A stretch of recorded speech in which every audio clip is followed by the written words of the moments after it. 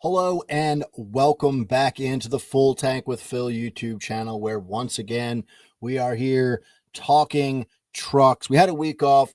I spent some vacation over on the West Coast in Napa. So I was doing some drinking, swung by Sonoma just to, give it a quick check out. But we're back. I missed the Martinsville race. We're back here for Bristol. So happy to be here. And I got what I imagine to be pretty quick episode here for you. We're going to go bang, bang, bang through some of these bets. Now, the first thing we need to talk about when it comes to Bristol for the truck race on Friday night is, unfortunately, the weather. So it does not look good. AccuWeather, I have pulled up right now, has the description for Friday night, periods of rain and snow. I have no idea how that is possible, but not looking good as far as the daytime. 39 degrees and a little bit of snow and rain. Looks like a lot of rain during the day. So we'll see. Hopefully the rain gets out of the way and we can get a race in at night. But why does that matter? Why am I even spending this much time talking about the weather? Well, that is because qualifying could be rained out, and that's going to, be a topic through this conversation here. So just want to keep that in mind as we talk about some of these bets. The fact that qualifying might not happen is important in a couple of these things. So keep your eyes peeled on the weather, cross your fingers. Hopefully we get some Friday night like action in Bristol, because you got to love that short track truck racing, man. Gets the juices flowing. All right. Let's talk about the race itself, because when we're looking at the favorites and the outright prices, I'm going to skip right through the race recap section because I don't have a race to recap. We're going to get to the outrights, and there's an elephant in the room. Just like a couple weeks ago at Homestead, there is an elephant in the room, and that is an elephant that I am looking to jump aboard and ride for a little bit here, because we are looking at Kyle Larson once again in the Truck Series, and he's got to be where we start.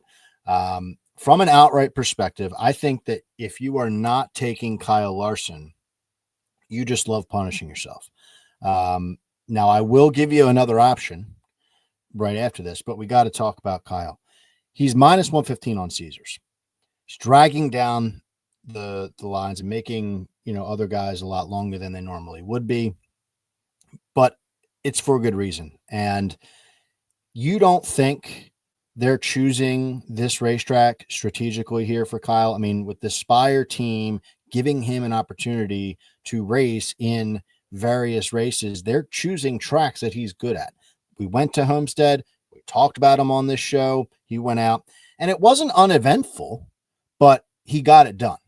Almost swept the weekend if it wasn't for some, late race chaos, I guess you would call it, in the Xfinity Series, but he gets it done in the Cup Series. So it's a driver that is just kick-ass here on the Full Tank with Phil podcast, where we talk about the Cup Series. We talked about Larson at length.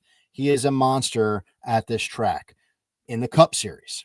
The funny thing about him is, even though he's a dominant Bristol driver, he has never raced a Truck Series race at Bristol. I find that hard to believe, but I think it's just because of the opportunities, right? The Spire team is presenting these Hendrick guys with a lot of opportunities to do this kind of stuff. So that's why we're seeing more of it lately. Now, if you're looking at his Truck Series history, he's only got 16 races in the Truck Series, but the more recent ones, the two more recent ones, North Wilkes-Barre a couple years ago, and then Homestead, what did he do? He won. He's going out. He's starting fourth. I think he started eighth at Homestead. It's not scaring me, So when we talk about qualifying being rained out, if anything, if that were to take place, maybe Kyle starts further back in the field. I don't know where he would be starting if that were to happen, but maybe that scares the books to give us, even odds.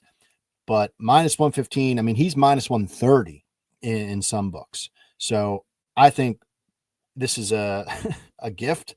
It's crazy to bet a NASCAR driver at minus money to win a race, but if you're the type of person, the type of gambler that's like, I don't care about the odds, I want the bet that's going to win, I can't argue against Kyle Larson in this case. Like, short track, North Wilkes-Barre, I know it's apples to oranges, but it's still a short track. Bristol being a half-mile track. He went out to North Wilkes-Barre and just dog walked the field. And I feel like shorter tracks lend themselves to the opportunity to do that. Maybe I'm just, I don't know, biased because this is the week we're in right now with Bristol. But Larson minus 1215 is absolutely on the card. I'll probably throw a few units on this just to kind of feel like, it's nothing, but it's not nothing rather. But you have to have him in if you are playing an outright. My suggestion, if you don't like this number, you feel disgusted by it, just don't play outrights. Just play other areas in this race, because if you avoid Larson and you throw a bunch of money on various other guys, sprinkling your money around, I think you could be frustrated. It's not to say that it can't happen. He doesn't win every single truck race that he enters, but as of late, he's 2 for 2. So, and just a couple weeks ago at a track, Homestead, very similar to Bristol. He's great in the Cup Series, coming down in the trucks, getting it done. And not to mention that team, that Spire team that he's racing for is very solid.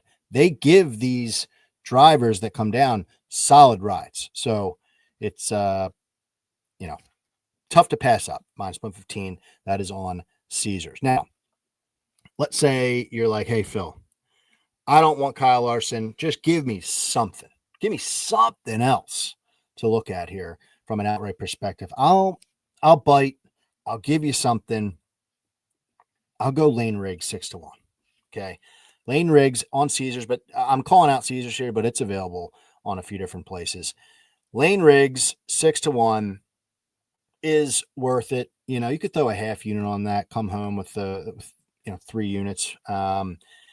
He is a driver that is super interesting to me right now in his career, super interesting to me in this part of the season. Look at last year. He went on an absolute tear and rolled through a bunch of short tracks and really became like a monster name in the short track part of the schedule. So here we are again, coming back to a track where in the fall he won. And so he dominated that race. I mean, he was first in green flag speed, first in late in a run speed. So win the race, our buddy Ryan Stevens and Greg Thurn, they have their simulations, which we love to talk about. It's a great website. Sign up if you want to be able to just play around with this stuff yourself. But they have his number fair at plus 650. So this is very close, and it's tough to find outrights that are fair, especially on a high caliber driver like Lane Riggs. Easy for me to say. He started 18th and won in the fall.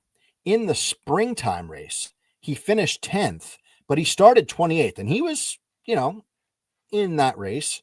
So what we're angling for here is the fact that if he were to have any better starting position, then that is just already off to a better start, right? He's had to work for these decent finishes, a first place and a 10th place. So let's just say qualifying does happen and he's able to qualify top 5. Good stuff, right? Now we're building off a really good foundation here, and he's putting himself in a position to battle with Kyle. Some of these drivers, obviously Corey Haim's in the fight every single week, but I want to see Lane Riggs battling Kyle Larson. I want to see Ty Majeski battling Kyle Larson, because that is the temperature check they're trying to go, the barometer that they're trying to measure themselves on when these bigger name drivers come down. So he's been a factor in so many races this year. Some races we've had money on him, some we haven't. And when I haven't had money on him, I'm just like cursing. I'm like, God damn it, like go away. But he's just there. And whether he's gotten the finishes or not, he's always stuck his head up and been a part of the conversation each race. So Lane Riggs, 6-1. If you want to avoid the favorite and Kyle Larson, you want something a little bit better, he's where I would steer you. And look for other ways to play him as well. I think a top 3 number is probably something worth looking into as well if we're assuming Larson will win the race.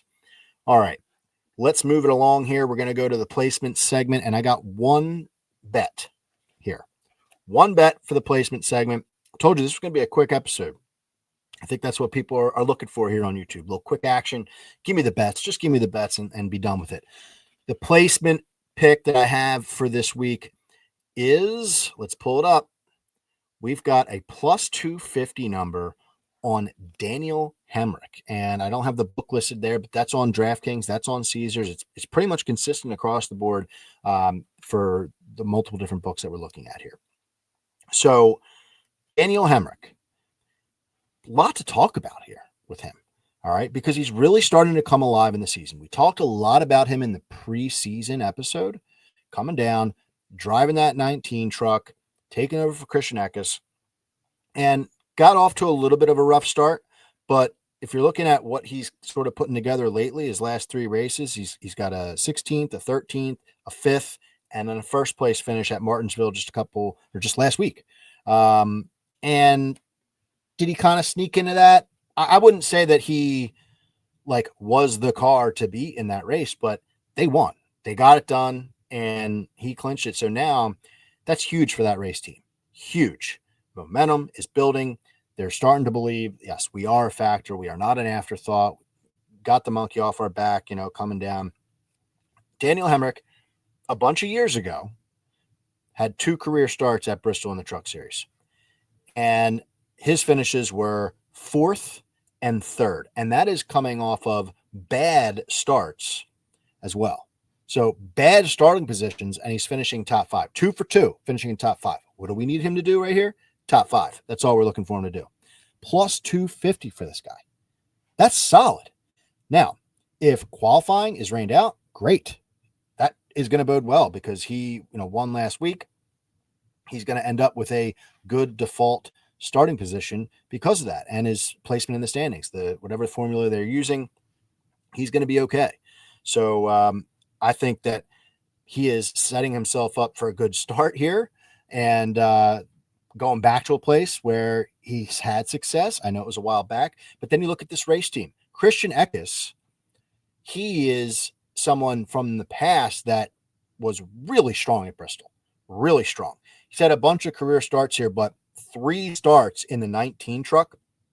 These were his finishes: 2nd, 1st, and 4th. So I know not everyone might be the math whiz that I am, but I'm counting 1, 2, 3, 3 for 3 finishing inside the top 5 for the 19 truck. So they know how to set the truck up.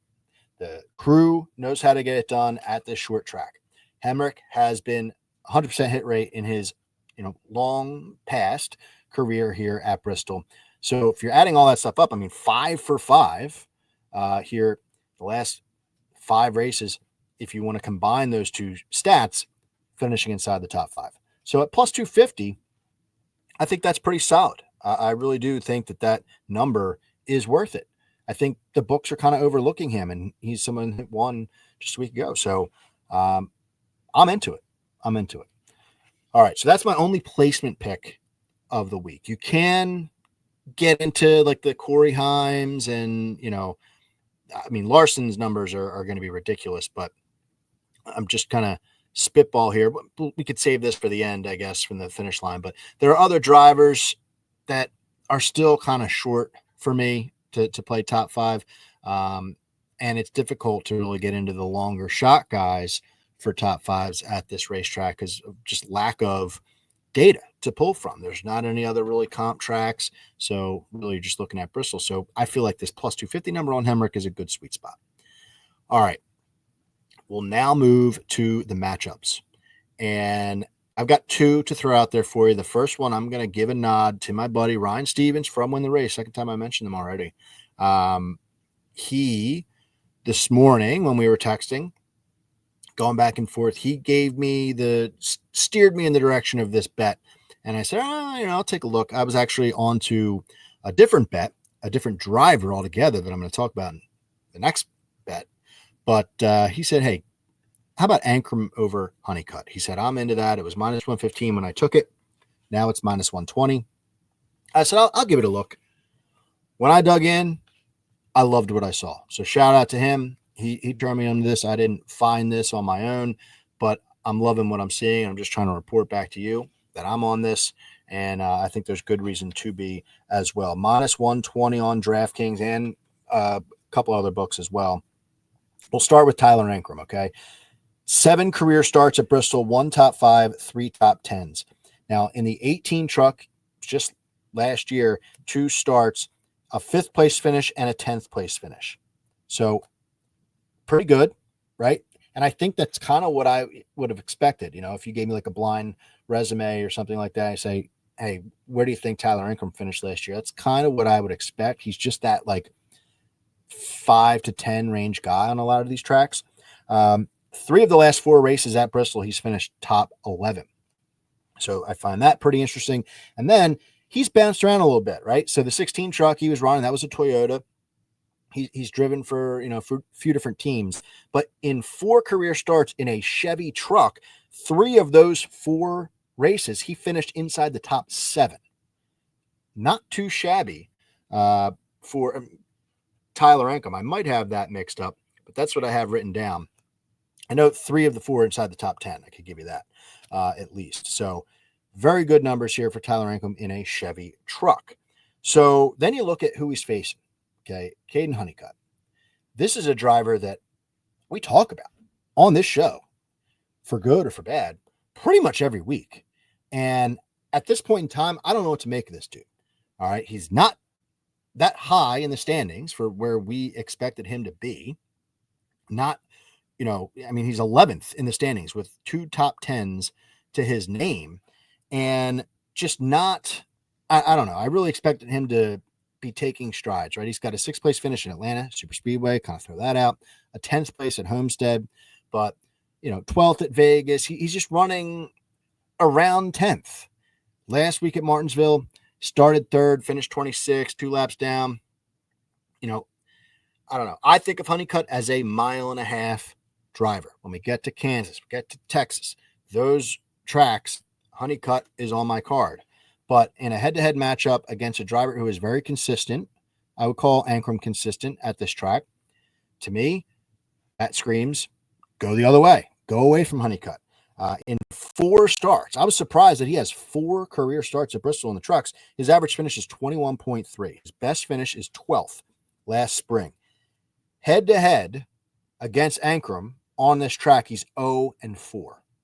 So let's go with the guy who's undefeated here in this matchup. He finished 26th last week. Not sure where that will be with him in qualifying. I'm not sure, if they get rained out, where he'll be starting, but he's just been off. I don't know, like this season, I'm saying, like just a bit off. So Ankrum, 4-0. Let's make it 5-0. A lot of good stuff here for Ankrum. Good momentum here for Bristol.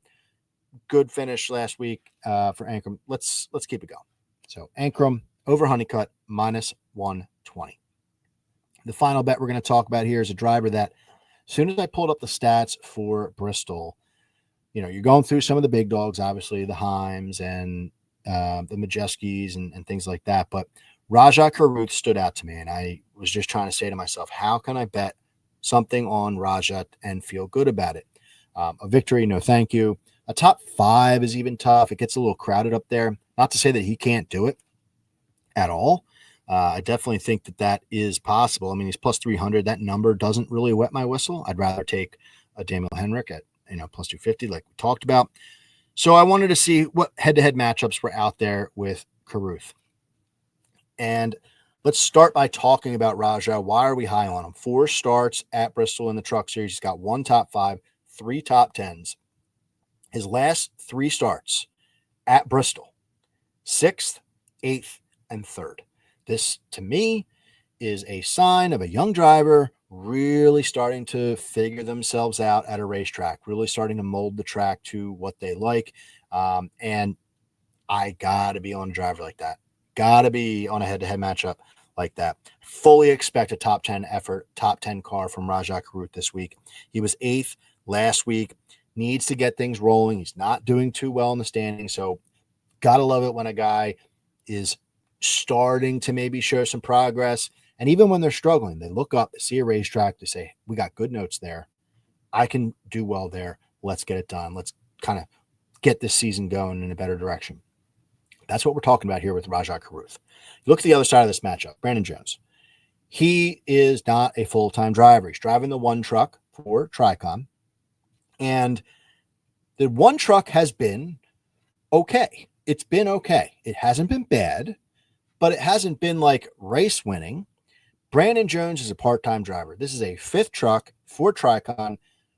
To me, when we're talking about part-time trucks, I typically like to go against them. Now, the Spire truck is a different story because they're pulling down the Hendrick guys. Those are the big dogs. Those are race-winning cars each week. The one truck, it's apples to oranges to the 7 or the 07 Aspire. All right, so Brandon Jones is going to be in this truck, if I read that correctly, quite a bit, actually. He's going to have a streak of races here in the Truck Series. But it's spotty for him so far. He raced already, I think, at Homestead, where he finished 12th. But his part-time deal, he's jumping back and forth. This is a good driver at Bristol in the Xfinity Series. He's very good. There's a reason why he was selected to race this for Tricon. But I just think Caruth and what he has shown in a full-time career here at Bristol, they're more focused. I think Jones is just doing it, for the reps. And I fully expect Caruth to be a top 10 truck. I don't know what we're going to be getting out of Jones in the one truck. So if qualifying is rained out, I think, they were planning to qualify like right next to each other. So I would imagine they're, going to start near each other if it is rained out. So not much of an advantage there for Caruth, but I like it. Caruth minus 115 over Jones, part-time truck. If you don't like that matchup, look around. There is a group bet. Well, actually, I'll say if you do like that matchup, but you want some better odds, there's a group bet on Caesars where he's going up against Jones. He's going up the aforementioned Caden Honeycutt, who I'm not a believer in this week, and then Grant Anfinger, who has not been great here in the 9 truck. He's had some success in his career at Bristol, but last year in the 9 truck did not fare too well. He's flirting around with like 9th to 14th or something like that. Just, not what I'm looking for out of Grant Anfinger. So you get plus 290 on Rajah Caruth. If you are a believer that Rajah is going to be able to come into this track and make some noise, be a threat for a top 5, then that bet might interest you a little bit. But if you don't like the Jones angle, right, going against him, you think Jones is going to bring a little bit more to the table than I'm giving him credit for, keep Caruth in mind this week. All right, that's all I'm saying. Keep him in mind and play him maybe in a DFS play or something like that. Find matchups. A lot of books this week have truck matchups, which is nice. All right, so we'll talk about just the last thing here, kind of finishing up. I'll stick with the matchups for a second here. I mean, we've got some interesting ones that I stayed away from. For example, we had Chandler Smith versus Ty Majeski. I think Chandler Smith is someone that I expect to see up front in some capacity, in driving around the top 5 this week. I'm nervous about Ty Majeski. So that matchup scared me off. I didn't want to throw that in there, but I can't get Chandler Smith out of my head when it comes to Bristol and looking to maybe find a way to play him. They had Corey Heim versus Lane Riggs on DraftKings. Not interested in that. I like Lane Riggs. Corey Heim's Corey Heim. I mean, this season that he's having is just unreal. So it doesn't matter where we go. I don't want to fade him in a matchup. And I did see another matchup that I thought was worth discussing. Ben Rhodes is matched up on multiple books against Parker Kligerman. And Kligerman on Bet365 is the favorite. What has happened to our champion, Ben Rhodes? Why are they doing that? But Ben Rhodes, I would default setting, like my default brain is like Ben Rhodes all day. But then you dig into it a little bit, you're like, damn, he's really struggling and isn't that great at Bristol. I would think he would take Parker Kligerman to the cleaners, but the books have it the other way around. So just thought that was interesting. Wanted to throw that out there for conversation. Let me know if you have a take on that one. But yeah, that's kind of all I have here to wrap things up for Bristol. So everyone have a good race weekend at Bristol. Cross your fingers that the weather holds out for us and we get some Friday night lights in the Truck Series this weekend at Bristol. Have a good week, and we'll see you next time for Rockingham.